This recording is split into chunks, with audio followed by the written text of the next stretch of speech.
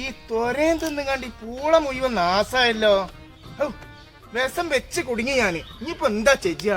ഒരു വശത്താണെങ്ങനെ നാക്കാലിയാളിയും കൊടുന്ന് കെട്ടിങ്ങാണ്ട് ഉള്ളത് മുഴുവൻ നാസാക്കിക്കുന്നു. മനുഷ്യന്മാരോടൊന്നും പറയാനും വെച്ച എന്താ ഞാൻ കാട്ടുക? ഒരു പൂള ഇതിന്റെ ഒരു അവസ്ഥയുള്ളപ്പോൾ എങ്ങനെ കുഴിച്ചിട്ടതാണ്? ഇങ്ങനെ ആയപ്പോ ഞാൻ ഇനിയിപ്പോ എന്താ കാട്ടുക? പൂളയാണെങ്കിൽ ഞാൻ പണിക്കാരെ വിളിച്ചിങ്ങാണ്ട് പണിയെടുപ്പിച്ച പൈസ മുഴുവൻ വെള്ളത്തിലായി. ഒരു ചക്കയാണ് ഇപ്പത്. ഇതാണെങ്കിൽ ജന്തുക്കൾ നിങ്ങാണ്ട് മുഴുവൻ കിടന്ന് വല്ലാത്തൊരവസ്ഥയാണ്. ഓ എന്താ ഞാൻ കാട്ടുക? എന്റെ ഒരു പറമ്പിന്റെ അവസ്ഥയാണ് ഇപ്പത്. എന്താ കാറ്റ്? ഒരു വായക്കൊല അവിടെ വീണെടുക്കണം. അത് ഞാൻ ഇപ്പോഴാണ് കണ്ടത്. പറമ്പക്ക് മണ്ണ് നോക്കൂല. ഒക്കെ ഒരു കഥ. ആൾക്കാരെ ഒരാളെ ഏൽപ്പിച്ചതാണ്. ആ ആള് മണ്ണ് നോക്കിയിട്ടില്ല. ഇപ്പൊ ഞാൻ മണ്ണ് നോക്കിയപ്പോഴല്ല ഇതിന്റെ സ്ഥിതി അറിയേണ്ടത്. എന്താ ഇപ്പൊ കാട്ടഞ്ഞി? ഉള്ള പൈസ മുഴുവൻ വെള്ളത്തിലായി. ഒരു രക്ഷയില്ല.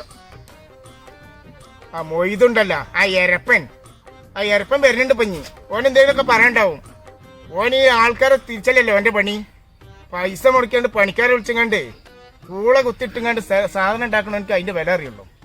ആൾക്കാർക്ക് ഓരോന്ന് പറഞ്ഞു പോവാ. ഓട് വെറ്റേതായാലും ഓടുന്ന ആചാരങ്ങൾ വരുന്നത്. ഞാൻ അങ്ങനെ തെരഞ്ഞ അങ്ങടിയിലൊക്കെ പോയി. എന്താ പൂളന്റെ ഒക്കെ അവസ്ഥ? ഉസാറായില്ലേ? പറമ്പിന്റെ അവസ്ഥ ഒന്നും പറയാതെ നിൽക്കുകയാണ് നല്ലത്. തെഗൊക്കെ ആണെങ്കിൽ നാക്കാലികളും തിന്നുക, പൂളയാണെങ്കിൽ തൊരേനും തിന്നുക. എന്താ ഞാൻ കാട്ടുക?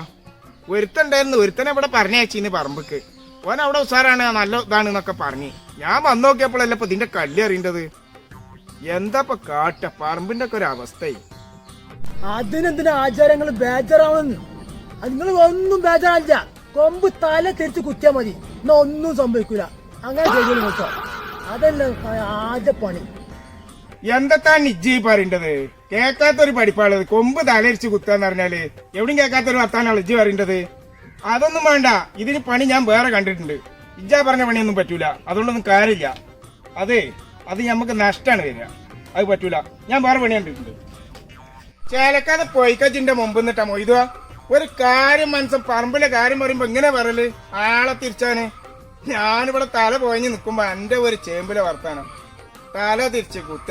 ഞാൻ ഈ മടലേക്ക് തന്നേക്കണം. ചെക പൊയ്ക്കൊണ്ടുപോകുന്നത് ആചാര്യ ഞാൻ പറഞ്ഞ ശരിയല്ലേ? തല തിരിച്ച് കുത്തിയാ പോരെ?